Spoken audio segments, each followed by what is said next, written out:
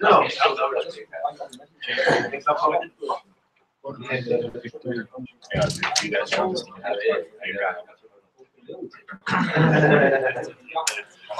Okay, let's let's start.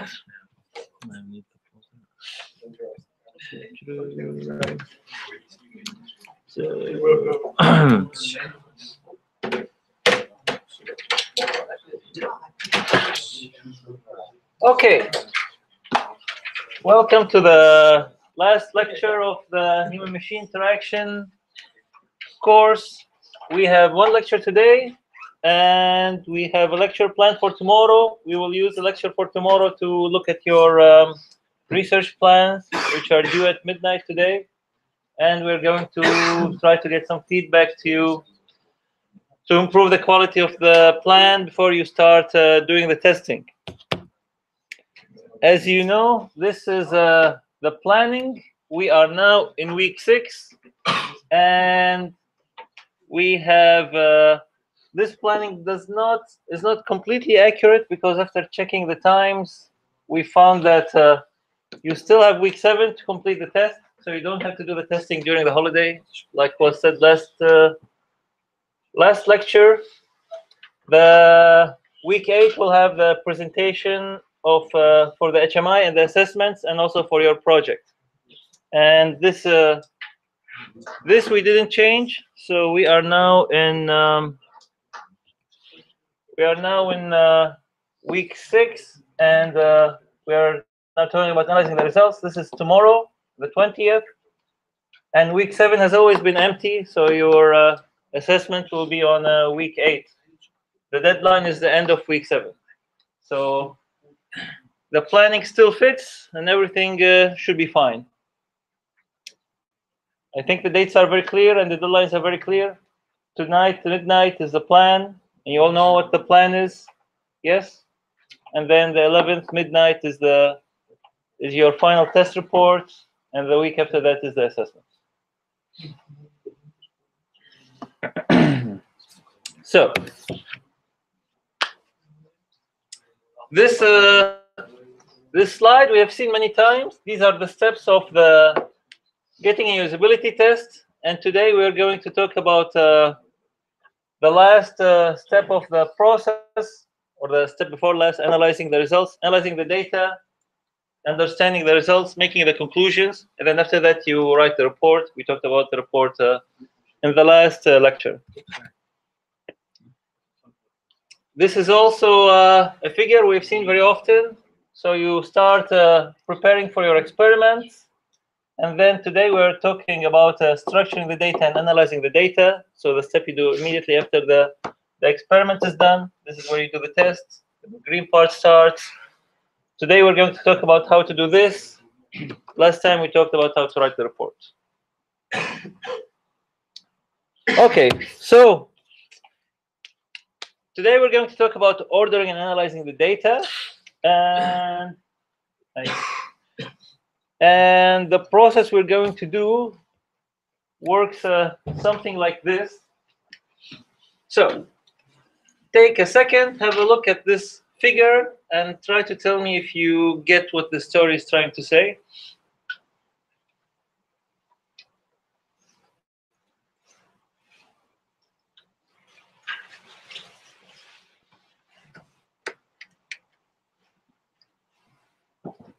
I'm waiting for someone to tell me what the story is trying to say. Not only blind, they're also deaf. They're also deaf? Yeah, because they didn't have the elephants. Okay, yeah, so they don't know it's an elephant. That's already correct. Yeah. And then, but what are they thinking? The way you look at something is the way you experience it. So if you look at it, you don't see the whole picture, you only see part of it. So you see a wrong picture. Exactly. So each one of these people is trying to figure out what they are trying to feel, but they don't see the big picture because they are blind because they're blind. And then each of them is experiencing something different. So the one that's experiencing the round hard material is like, it looks like a tree. One is like pointy. This pointy thing looks like a spear, and then this long rope-like thing is a rope, or it's actually a tail. So if they cannot see the big picture, and then like they're feeling part of what's in front of them, then they only get part of the picture. And only if they combine all their experiences, then they will understand exactly what they are trying to, what they are facing. Okay, what does this have to do with our problem? This is a slide from the first lecture, and remember here we said that we have the designer, which has a design model. So the designer is you guys. You're designing the new prototype, and you have this design model. You understand exactly how the system works. And then we have the user who is using the system, and then the user is developing his own user model. And then the user, what's in the user's head can be completely different than what you want the user to know. But you don't know what's in the user's head, and it's really difficult to ask the users, hey, what exactly are you thinking? Do you prefer like round buttons or square buttons? Because users are not really good at explaining how their brain is working. So the elephant is inside here. We cannot see the elephant. And the usability experiments that we're going to do only get us parts of the picture. Okay? So we get part of the picture. And this, as we will see in examples later on today, this doesn't necessarily immediately show us the big picture. It doesn't give us the answer to the question that we want. We would like to get the little pieces from different questions, different measurements, and we will try to piece all these measurements together in order to understand exactly what's in the user's head. Maybe like after a year of having one version of an iPhone out, and then the engineers in Apple, they're collecting all the data from the user statistics. And it's like, oh, okay, nobody's using this stocks app, so maybe we should delete it. Maybe we should allow the user to delete the default apps. This they discovered, I think, after 10 years.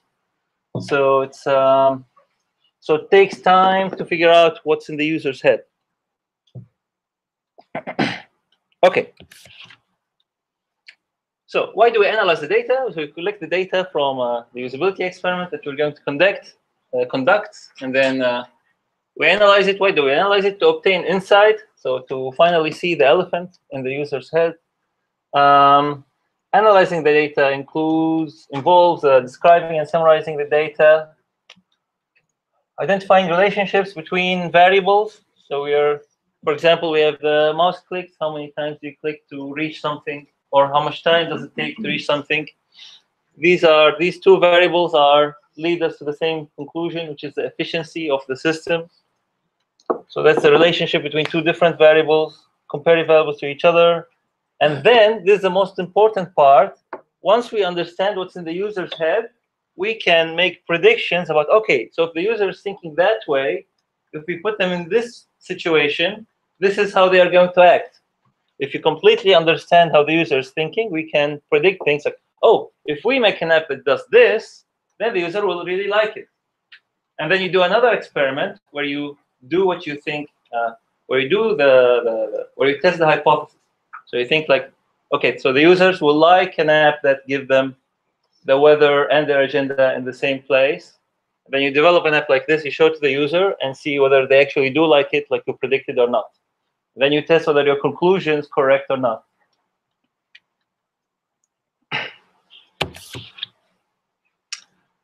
Common myths, so things that you may assume are correct, but you shouldn't, but they're not correct. So trying to use complex words, big words to impress people. Actually, the easiest conclusions are the ones that are best received, because people will read your report, and if they don't understand it, then they will not appreciate it. They'll be like, okay, this report is useless. I didn't learn anything from it. And actually, when you look at research, when you talk to the researcher in the end, more often than not, they will tell you, yeah, actually, the conclusion that we got is really obvious. And if the conclusion is if the work is really good, and you get the conclusion in the end, the conclusion should make sense, because this is how the world is working.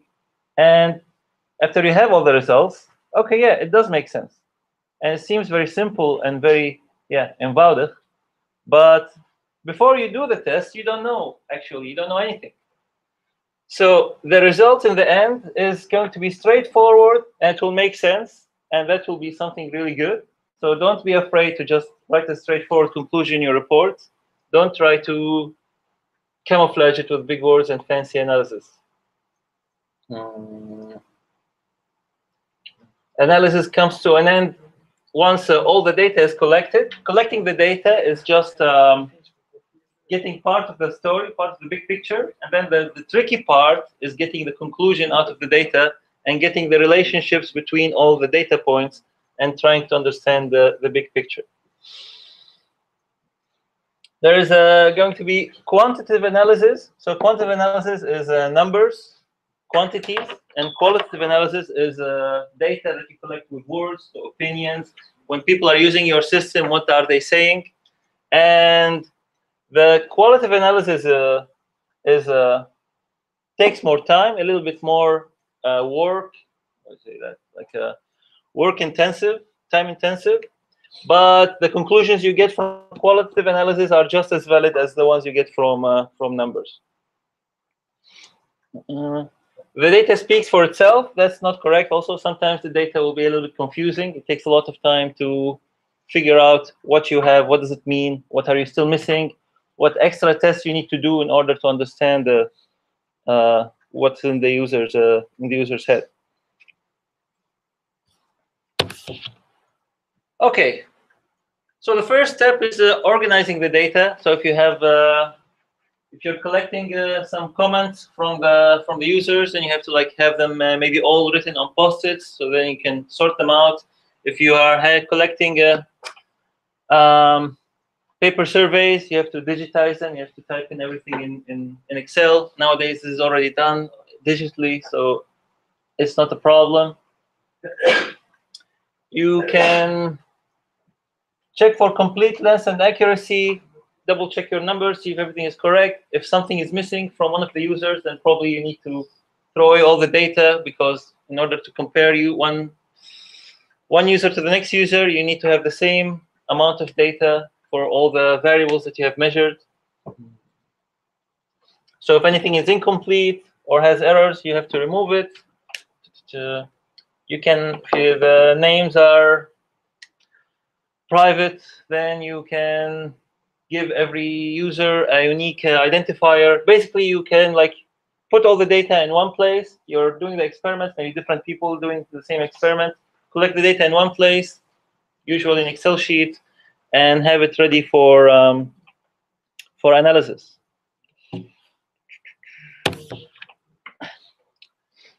Visualizing the data, putting things usually into figures. Figures are really nice to give you quick insight into your data. So remember, we did the thing with the Google Planner and the Hitzelsbund website, and then if you have these bar charts and you have one always higher than the other, then you are then it's immediately clear what the conclusion is. And when people get your report, one of the first things they will look at is at the figures. So each figure should have also a caption underneath it with the number of the figure and a short description. So people can be like, okay, what's this report about? Oh, these are the figures, so these are the results. They will start reading what the figure is trying to tell me, and then they will immediately start making judgments about the quality of your work. So put some time and effort into making nice figures. So it helps you to quickly communicate your findings. You know, one picture is worth 1,000 words, this kind of stuff. Different type of figures. So we can have like a line graph. It's not a groundbreaking science here. So basically, you have a time and you have a value, and then you see how the value changes according to time. So this will be good to see how things change over time. We have the pie chart. Pie charts are really good for percentages. So if you see how many users said this thing, how many users said that thing, then this is, you put it usually in the pie chart. This is about how the popularity of different operating systems on mobile phones. You see that RIM is 43%. You know, anybody knows what RIM is? RIM, research in motion. Okay, so there's a company that made BlackBerry, and this figure is probably from around 2010, when BlackBerry had like half the market share. Now they're dead. And Microsoft had more market share than Android. So of course this chart now is completely different. Palm is dead, Microsoft is dead, and well, Microsoft Mobile is dead. I think Google has a much bigger share than the iPhones. So percentages you do in a pie chart. Don't do it in a bar chart, okay? If you're comparing two measurements, so like again, we have the time from two different websites, the time it takes to find the route, we compare it in this kind of a bar chart. Here we have how many people on the computer in 2010 and 2002 and 2010 for different segments of the population. And then from this figure, like in 10 seconds, you can immediately see the findings of the whole research. And okay, now people have more computers than before. Again, it makes sense. We already would expect something like this, but this is like concrete data and also shows you how much the difference is.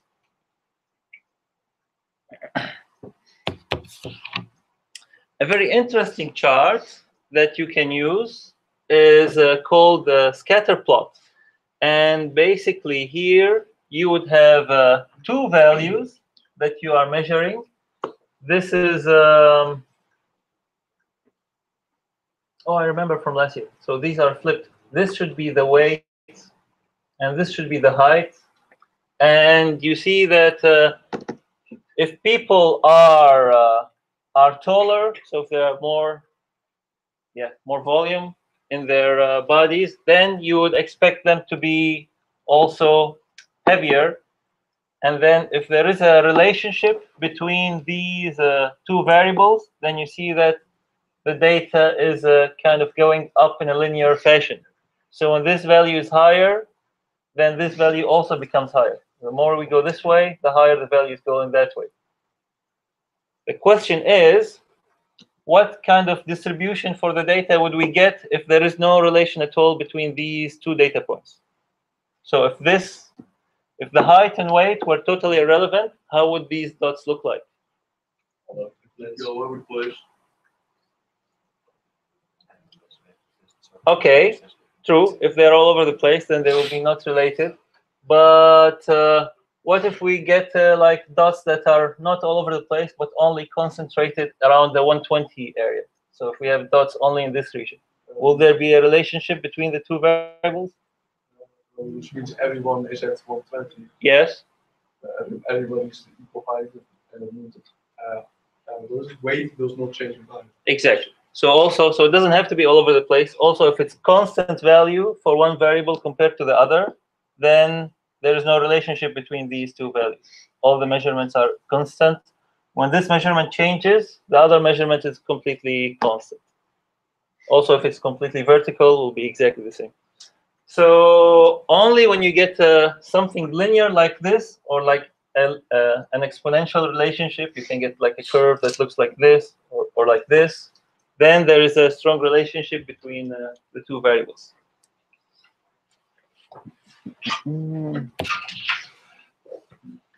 So this is another example which may be more relevant to you guys. This is hours spent on studying, and then this is a test scores. And you see that at least from this course that was in this test, the more hours you spend on studying, then the more results, the higher the results that you get. But then after around 20 hours of studying for the exam, then you see that the results more or less flatten out. So this is like the curve thing that we got. And in any case, you cannot get more than 100% score. So in any case, if you study more hours, the dots here will not get any higher. So the results, what do you call it? The trend, that in these situations of studying for exams you will get usually is that you study a little bit, you immediately learn a lot of things, and then the more time you spend, the little return on investment that you will get in that.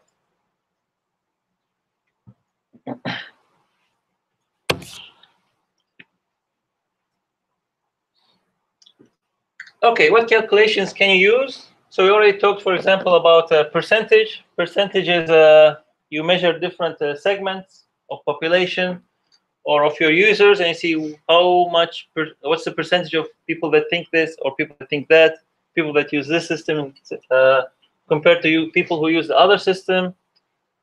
You can measure frequency. You see how many times people repeat a specific thing, and then you divide it the amount of times they do it, the amount of repetitions by time to measure the frequency. The average, you repeat the same thing.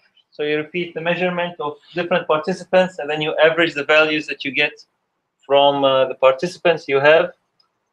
And then when you measure the average, a calculation that you can do to show how accurate the average is called the standard deviation. Okay, so standard deviation is a bit important. I will spend a few minutes on this. Anybody knows what standard deviation means? Anybody other than Arthur? Whoa. Well, you already answered a few questions today. So let's give other people, the sleeping people, some time to wake up. What is standard deviation? Anybody? Come on. You must have heard about it. Next period. Next period. Oh, statistics. After 2 periods. That's why you know. Yeah, that's why I know. Okay, Arthur, what's the standard deviation? I don't know how to explain. It's Making it up. it's like the. Okay, so standard deviation shows you the spread in the data that you have collected. So when you are collecting an average, it will show you how much the data that giving you this average is spread among itself. For example, if you have measured these values 1, 2, 3, 4, 5, and then you calculate the average of these values. What's the average here? 3. Okay, yeah, you sum everything and then you divide by 5, and then the average is 3. But then if you have I already gave away that. No. So if you have these numbers, what's the average of these numbers? 6. No, it's not 6. 3. Yes, the average is 3. So you basically sum all the numbers and then you divide by the amount of numbers. So 2 plus 3 plus 3 plus 3 plus 4 divided by 1, 2, 3, 4, 5. Divided by 5, and hopefully the answer will come out on 3. So this is what I have on the slide here. And then the question is, okay, no, before this, you see that these data points are spread more than these data points. Here we are only talking between 2 and 4, and here we have measurements that are between 1 and 5. Then the question is, not the question. So this data deviates, so is the distance between it and the average is smaller because it's from 2 to 4, which is only 1 step away from 3. And here we're from 1 to 5, which is 2 steps away from 3. So the deviation here is much bigger than the deviation here. So this is a different value, different standard deviation value. But then the question is that important for us? Okay, the answer is yes.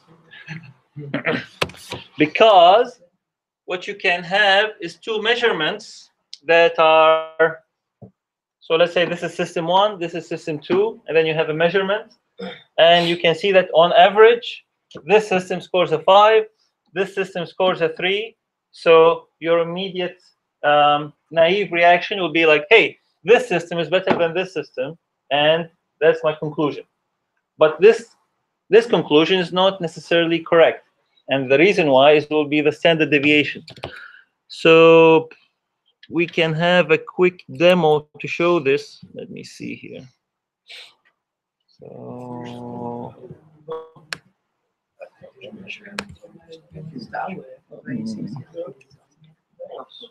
Yeah.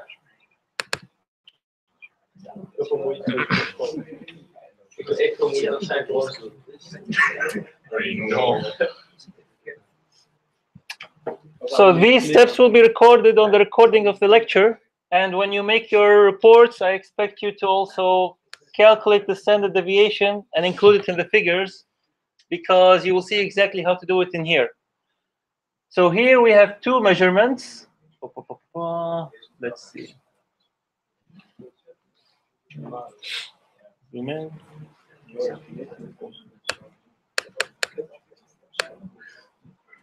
So here we have measurements of two systems. This is system 1 and system 2, and we have these values here.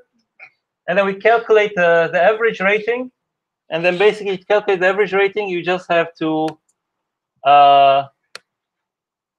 type in average, and then you select the cells from B2 to B6, and then Excel will calculate the average for you. And then to calculate the standard deviation, it's just also a similar thing. You just write STDEV, and then between brackets, and then you select these cells, and then Excel will calculate the deviation for you. So here we have the first example, the two conditions, and then we get these bars, so 5 and 3. And then with these measurements, we get these values. So the average is exactly also 5 and 3. But then we see that here the standard deviation is 2.5, and here the standard deviation is 0.7. But if you just calculate the averages and make the conclusion, we are missing some important data. We need to also be able to visualize how the standard deviation differs between the two values. And to do that, let's have a look here. You select the chart that you want to add the standard deviation to. You go to chart design, add chart element, error bars, and let's see. And then you go to custom here, because okay, that's not good. You go to custom, specify value, and then for the value for the positive and negative error bar, we will just select these values. And let's see. Specify value. Oh. Over here. Yeah. So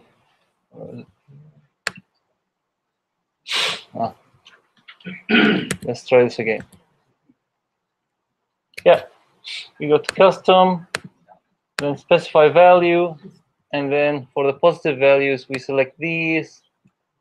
And then for the negative values, again, we select these. Okay, so here we have the error bars with the standard deviation for the first figure. And then we do the same for the second figure. So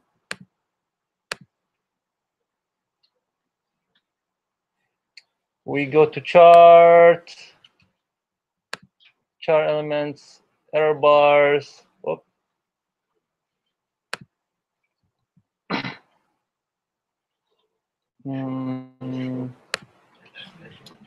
Custom, specify value, and then we select the standard deviation for the second chart, for the positive and for the negative, and okay. And now we see a different picture. So here we see that the spread in these values is smaller than the difference between the two averages. So these values for this measurement are in this range, and the values for this measurement are in this range, and they don't overlap with each other at all. So we are confident that the measurements we take for this condition are always higher than the measurements we take for this condition, and therefore the difference is big enough. Okay, but here we can see that these measurements we take, although the averages are the same, they're still between 5 and 3, exactly the same as here, but the spread in the data is all over the place. The measurements we took, they can be this low, they can be this high, and this gives a big overlap between the two measurements that we have. Maybe it's just by chance that the average we got from the 5 participants that we have over here is lower than these participants because the data is differs so much between the two conditions. So just calculating the average is not good enough. You have to also calculate the standard deviation. And when you are putting the bar chart in your report, I would also like to see the standard deviation visualized over there. And then if there is no big difference between the two conditions, your conclusion should be, hey, we did our best, we did the experiment, there is no significant difference between the two measurements that we got, and it is a perfectly good answer. Your interface doesn't have to be better than the old interface in order to pass this course, but your conclusion has to be based on the evidence that you see in the data. So back to our presentation. So again, 5 and 3, there's a small spread here. There is no overlap. So this is significantly different than this one. But here, because there's so much overlap in the data, then we cannot make any concrete conclusions. Yes, this part clear? Okay.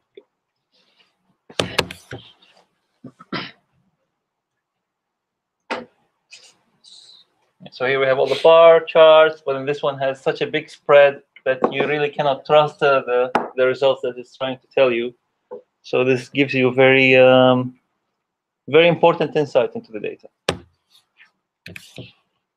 Okay, so that was about comparing numbers, averaging things, and calculating standard deviations, doing some statistics analysis.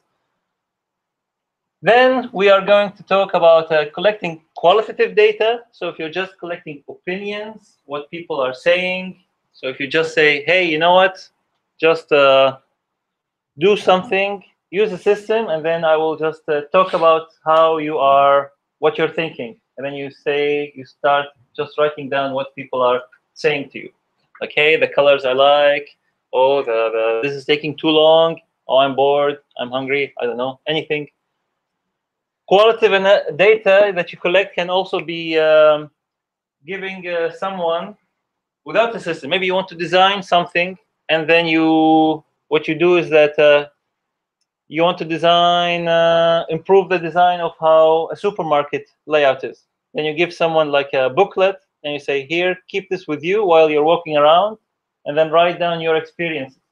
Or like the main problems people have at home with their computer. Then you give them like a diary, and then you ask them to use it for a week. And every time they feel frustrated with their computer, then they write down what their experience is and what's the reason they are frustrated. And then what you get in the end has nothing to do with numbers. You get a lot of text, a lot of experiences, stories. So this is what we call qualitative data, something you cannot sum together, you cannot average. It's just a lot of talk. So it can be collected from open questions in the questionnaire. So like, do you like the interface? Yeah. How much do you like the interface? Then you score it from 1 to 10. And underneath you say why. Then people like write down answers.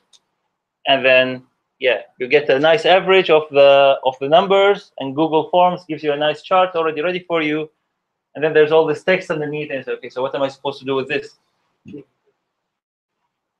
Observations you take while doing the experiment, all the notes that you're taking, the comments from the participants, things like body language, gestures, screaming, cursing, is very useful information, but how do you analyze it?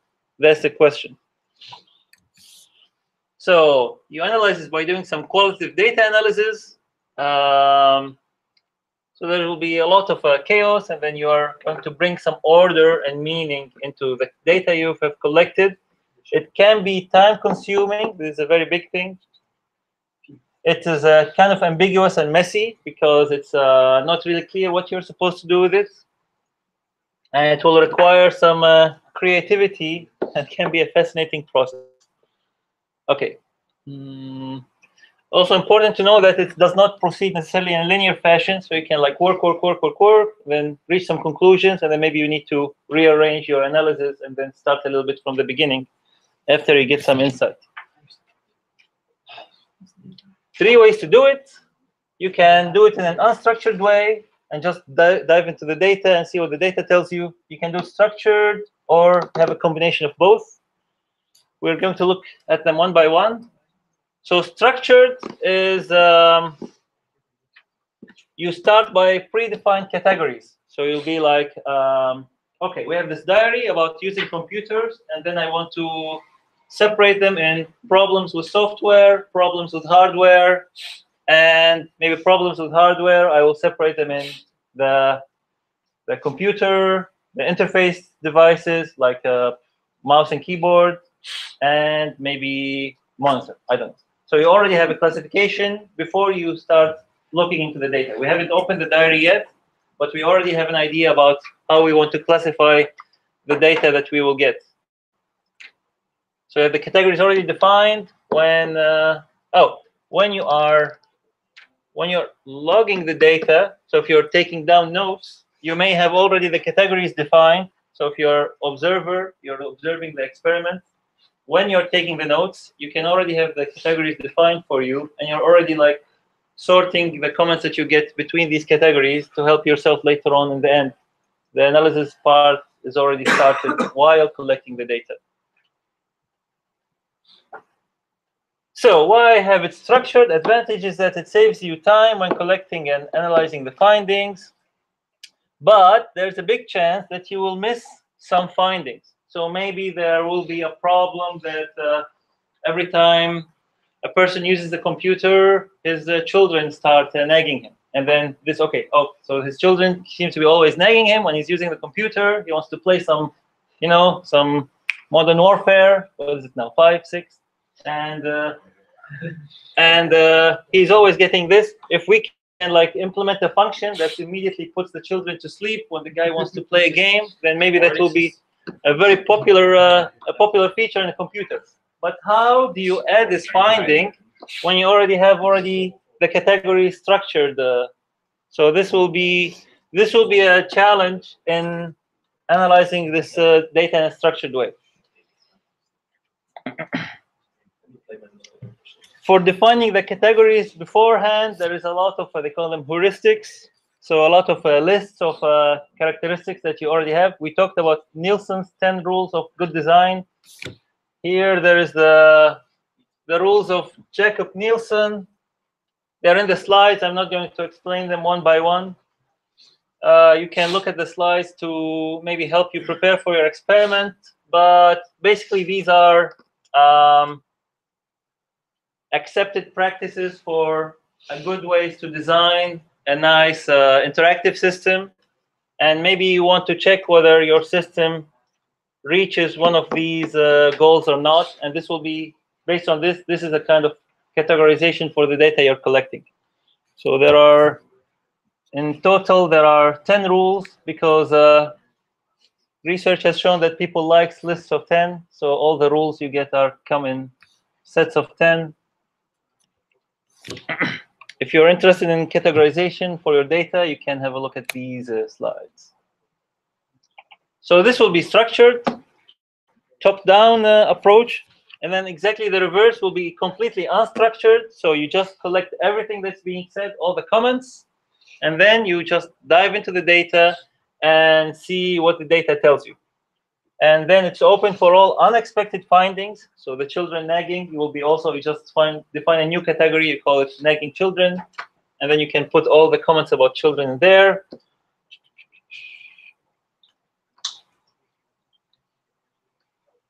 But it's time consuming because you don't have the categories beforehand. You have to like define the categories while you're looking at the data, and then maybe going through the data, you will say, okay, we are having now new findings about phone ringing every time while you're playing. And before we always sorted this with the nagging part. So, but now we need to define a new category. Then you need to go back through the data you already sorted out, and then define a new category and start resorting the data. So it's even more time consuming than doing it in the structured way. But it's good because then in the end you have figured out everything, hopefully, that the data is trying to tell you. And the most common way to do it, which is why when you see pictures of these design firms, the fancy design firms, they always work with post-its, and there are post-its all over the wall. They're basically trying to to sort ideas into categories. So you write everything, every comment that you have collected on a post-it, and then you put it in the wall. And then you kind of step back and look at the big wall, and then try to see like, okay, I'm seeing a lot of comments about this, a lot of comments about that. So let's put these together. And then you sort things out together, and then you define like main categories, and then within each category you define subcategories, and these will be the clustering of the results. And then okay, this category has like 6 comments, so this seems to be a big issue. Here, this category has only 1 comment, so we can ignore this for now. This seems less important. And immediately you can have insight into the data. And then here you start already getting some sense into these, open texts that you have collected from your users and didn't mean anything. So your numbers are very clear. The text is just text. How can I get insight in it? But after you do this process, then you start to see some patterns. Then you can make some conclusions. And then there is semi-structured. So you can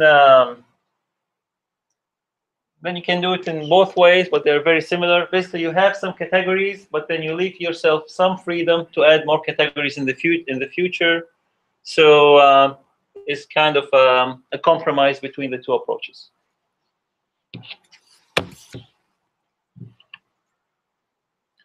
Okay, so this is so these are the 3 steps of analyzing the 3 different approaches to analyzing qualitative data. If you do that in your report, just summarize your approach. So we kind of, I don't know, did the post-it thing, or like we did a structured or unstructured approach to analyzing the data, and then these are the categories that we have found. And then you can have some examples of the quotes that the users have given in each category to give the reader an idea about what the users actually said. And then based on these findings, this is our main conclusion.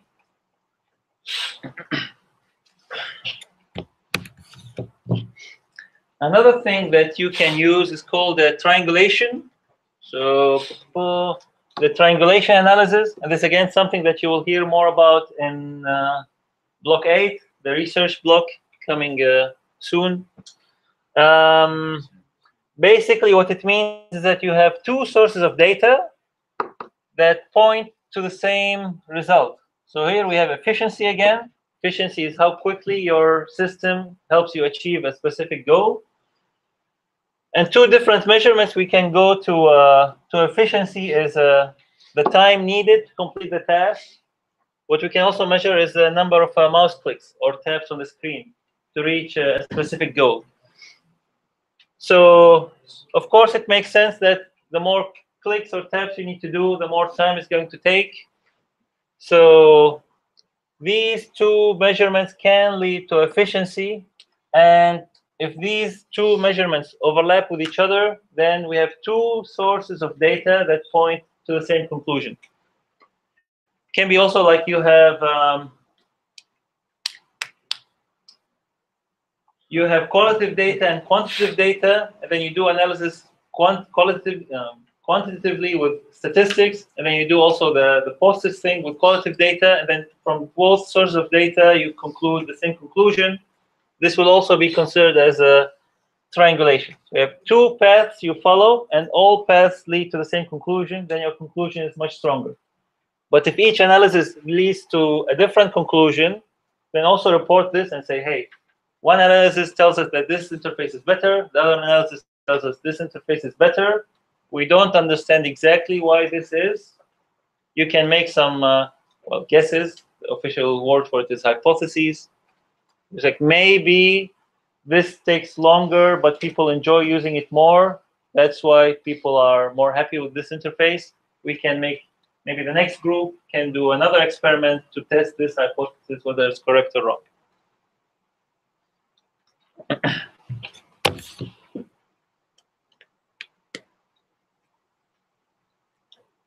Okay, interpreting the data. Remember, one of the myths is that the data speaks for itself, but a lot of the time, maybe not in the experiments we're doing now, we're measuring like effectiveness, efficiency, and user satisfaction. And these are very straightforward things to measure. But sometimes you measure things like 55 youths reported a change in behavior after the experiment, or like 25% rated the program at 5 and 75 rated the program at 4. So these results are very close to each other. So what does that tell us exactly? Yeah, it's not very clear. Change of behavior. What kind of change of behavior? Is it like better behavior? Is the worse behavior? It's sometimes the data doesn't really tell you what you want, and you really need to spend a lot of time thinking, discussing what exactly is this trying to tell me in order to figure it out. And an example that so this I had in high school, the experiment to figure out how the atom is constructed, the Rutherford experiment. Did anybody have this at school? Okay, does anybody know what this experiment is about? Okay. Something shooting at a gold plate, right? Yes, exactly. I don't remember specifics, but I. Okay, well, it's your lucky day because we're going to talk about the specifics right now. So this was before people knew how the atom is built. They had some assumptions that the atom is like this cloud of positive and negative particles that doesn't have a real mass to it. And in order to test this hypothesis, a guy called Rutherford, what he did is that he had a cannon that shoots positive alpha particles at a plate of gold that is only a few atoms thick. And he had around this gold plate this kind of screen material that will light up when it's hit with the alpha particles. So he was shooting these particles. If there is nothing in between the particles and the screen, then only this part will light up because the particles will go directly. Then he puts this gold plate in the middle, and then he sees, he measures what happens, right? And then, if all the model of the atom was correct, what he would expect is that everything will pass through this cloud of positive and negative particles with no mass, because there will be no reason for the alpha particles to change their direction. But what he observed was that a lot of the particles went through, but some of the particles got into a different trajectory. So they kind of deviated from their path and started to hit other points. And some particles completely started going backwards and then went back to hit the back of the screen.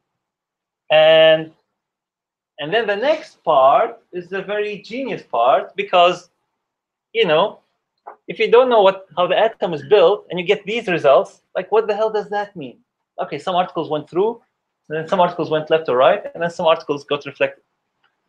But this Rutherford guy thought and thought and thought about it, and he said, like, okay, from the evidence I see, this tells me that the atom must have a very heavy positive element, which is the nucleus of the atom. So the nucleus of the atom has the neutrons, which don't have any charge, but also have the positrons, which have the positive charge. And the positive part must have the strongest, the most of the weight, most of the mass, because it's strong enough that the positive particles that reach it, the two positives will repel each other, and then it's sending these positive particles back where they came from. So because these particles are going back, I can conclude that the mass, the greatest mass in the atom, has a positive charge. And then the negative particles are kind of swimming around it in this kind of cloud thing, which now we know are the orbits of the electrons, which are rotating around the positive charge in the nucleus of the atom.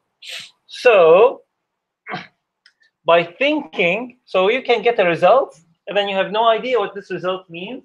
But by spending some time trying to, Sherlock your way through what does this evidence trying to tell me, you can start to build some theories about why are you observing what you're observing here. And then, of course, you can make a hypothesis. So they make a hypothesis that, okay, this is what I think that the atom looks like. And then you design a next experiment to test this hypothesis and to confirm whether your expectation is correct or not.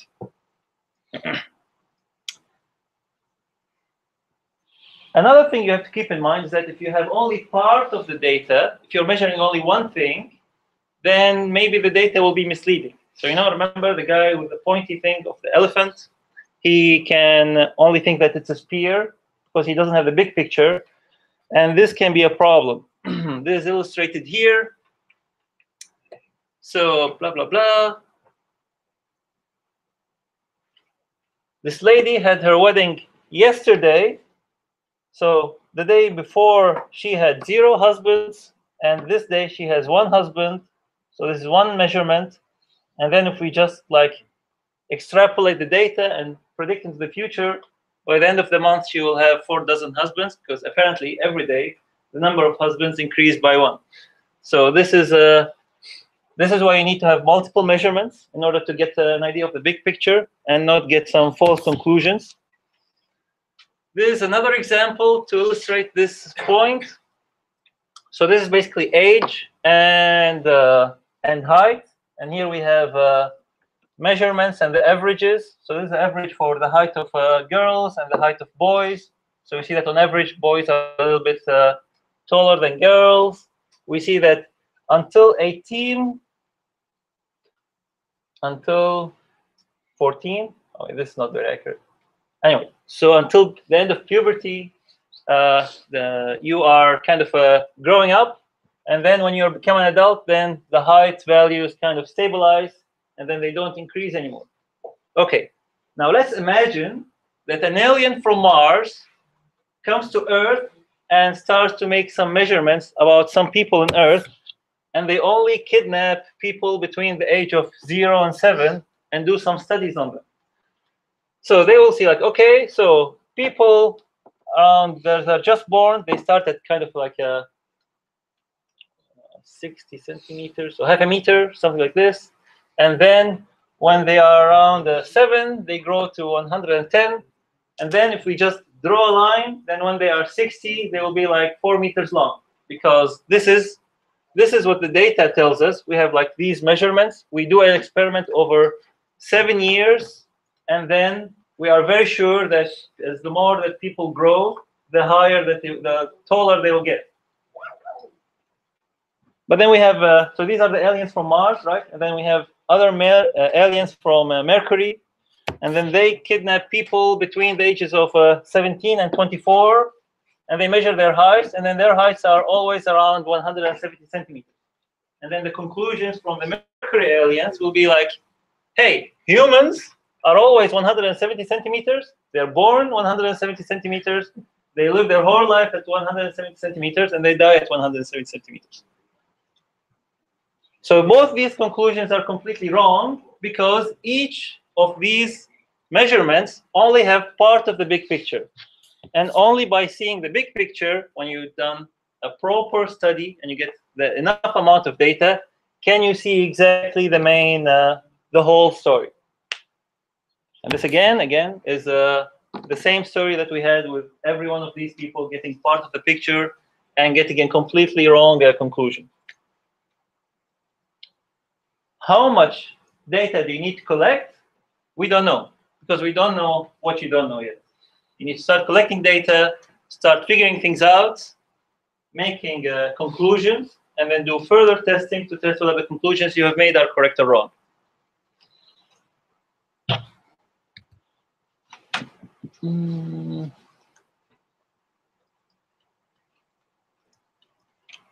Okay, this statement says that another danger that you can run into is making conclusions that people who are depressed, we did a study on people who are depressed, and we found out that people who are facing depression spend more time on the internet. They spend more time on social media, they spend more time watching videos, etc., etc.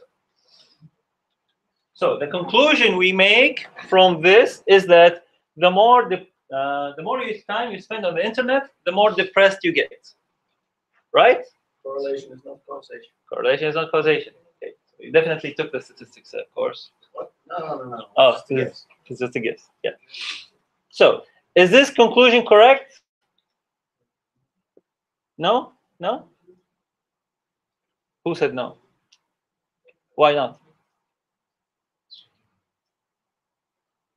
So we measured the people who are depressed, and we saw that that they spend more time on the internet. Yeah. Therefore, it's very clear that the more time you spend on the internet, the more depressed you get, right?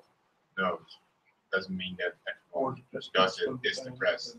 There are certain people who aren't depressed who also spend a lot of time. So it really doesn't always go hand in hand. Okay, so if you are depressed, apparently you spend a lot of time on the internet, but just because you spend a lot of time on the internet doesn't necessarily mean that you are depressed. Yes, exactly. Because, like Arthur says, there is correlation and there's causation. So these things go together, but it doesn't mean that one of them is causing the other, right? So people who are smoking have cancer, but does that mean that smoking gives you cancer? No, we don't know this. The question now is, Maybe people who smoke also eat asbestos. yes, We don't know. yes, we don't know. So we don't know what actually caused the cancer for these people. Okay, the question comes out, the obvious question is, how can we check for causation? How can we check if smoking does cause cancer or not? Or the control group. Control group. So elaborate. Spoiling everything, right? But it's okay. Go ahead. Control group. What?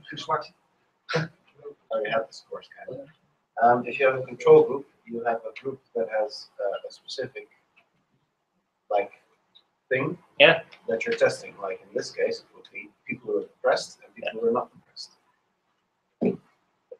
Right? Almost, yeah. A little bit in the right direction. Oh, well, Okay. right then. Anybody else have an idea? You could also do it with people who watch more videos or on social media more. You could also make that your thing. Like you have the group who is on a lot of on social media and a group who is not that. And then you test both groups and you like throw in factors that make the difference. People who watch social media, people who don't watch social media, and then you test how depressed are these people and how depressed are these people. Yeah. But then again, you can also end up with correlation.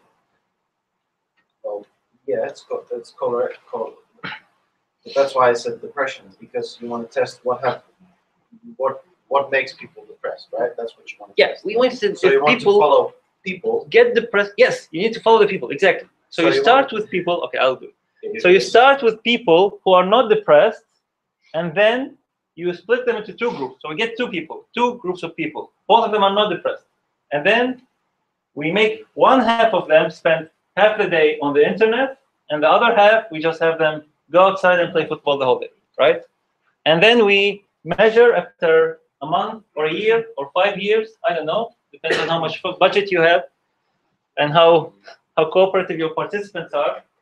You measure after the end of the experiment how depressed are the people who are on the internet and how depressed are the people who are playing footballs outside all day.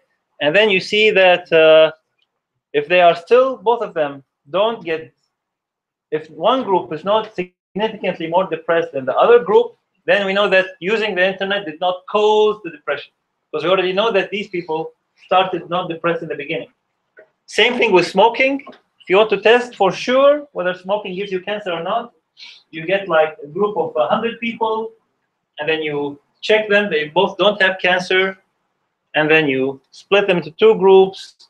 You ask one half to smoke every day, and the other half you say, okay, you cannot smoke ever in your life. And then after 50 years, you check how many people got cancer here and how many people didn't cancer here. Okay. This kind of experiment has a lot of problems, ethical problems, difficulties that you can face in order to the logistics of the whole thing. So that's why no one has done such an experiment before. Because even if people choose to smoke, maybe the choice, maybe the cancer made them, they already have this, what do you call this? Susceptibility to cancer, and this susceptibility caused them also to smoke. Maybe cancer gives them pain, and then they smoke in order to have the pain ease up a little bit. You never know. You don't know because you don't see the elephant. The elephant is a mystery to you. Okay?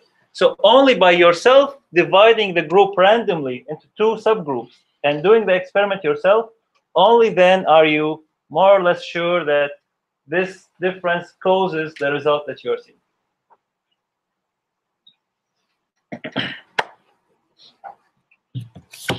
Okay, we're reaching the end here now.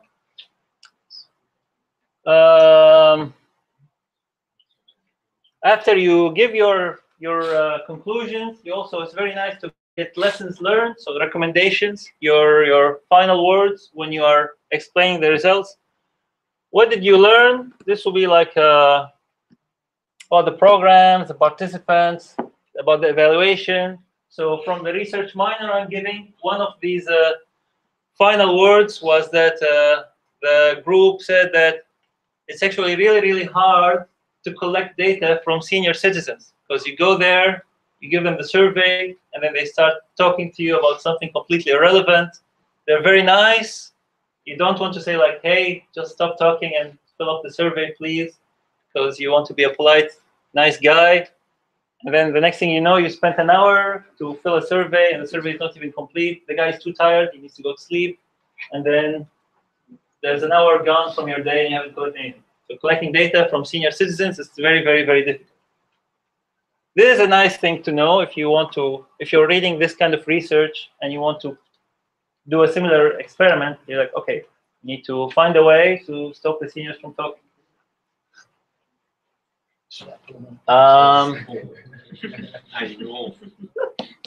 Aha moments. So moments when you are doing your research and it's like you figure out what the elephant looks like. So these are big findings. So back when I was doing my PhD, one aha moment is that I did analysis on videos and analysis on images. And it's a long story. I'm not going to go into it now. But then I did these experiments like 2 years apart. And then the figures that came out of videos and images are exactly are more or less the same. They have the exact same trend. And this was the one aha moment I had in my 4 years of research. And this was a very important and significant thing for me. So although there is this whole book explaining everything I did, I highlighted this aha moment because it's a very significant part of the research. The reader who reads the whole book, it's very difficult for them to figure out what part is important, what part is not. So in the conclusions, you can highlight the most important things in the results that you have. Things that are surprising for you, that you expected to go one way and went exactly the other way. Things that you don't understand very well, and other people would like, it would be nice if someone else looks further into this and tries to figure it out. This is very good because a lot of time there's more people who want to do more research, but they're not sure what exactly to test. So if you already tell them this part is very mysterious, it would be very nice if we figure out what this problem is and how to solve it. Then these people will be like, hey, we already have a research question given for us. Let's examine this part. Be honest about the limitation. If you have something for senior citizens, you only test it on young adults, like students here, then just mention this in your result. Like, okay, we know at least that young people would like this app, but our target audience is seniors. If someone can repeat this experiment with seniors, then the data will be more meaningful. So be honest about the limitations of the experiment. And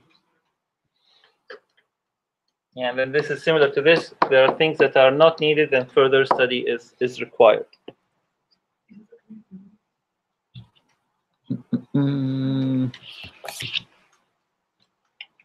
Usually there's always a further study needed. So I think I added this as a final joke in the slide. Okay, that's the end.